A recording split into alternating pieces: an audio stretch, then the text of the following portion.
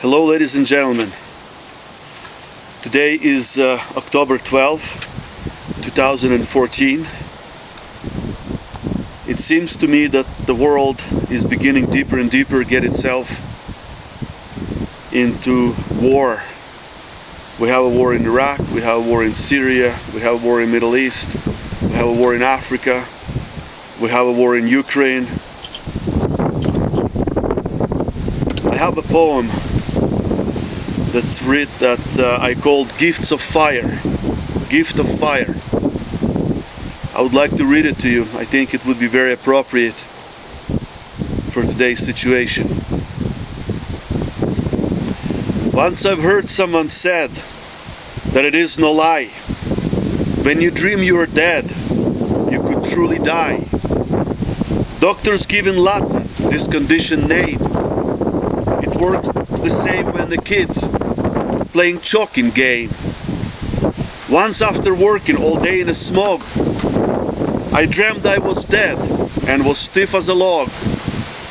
There was no heaven, there was no hell. I traveled through space, that I could tell. I went back in time and saw day that has passed. I was asking myself, will I see the big blast? At first I saw a missile with its fiery tail, then a napalm bombs that fell like a hail, and a burning brush where the forests were cleared. Whole world was burning. I felt a bit weird. I saw cities in flames when man turned on man, fires of inquisition as the monks yelled Amen. I flew past all that and ended up in a cave. Although I was in irons, I was not a slave. Two guards like a robots following their codes led me to be judged by the ancient gods. I did not beg for mercy, there was no use. I recognized from the paintings mighty god Zeus. He said to me, look, and on a wall like on a screen appeared all the things that I have seen. And then appeared the dawn of the day of the dawn, when the humans start walking in the age of the stone. The life that men live, no beast would desire. They would freeze to death if they lost their fire. And the harmony always stayed in the land. The oceans were clear and no tar in the sand. Zeus went on, man, I have a young son. I punished him forever for what he has done. He put a spear through the father's heart. Once he took my sacred lightning dart. Then went on to earth, and with good desire, he gave the man the secret of fire.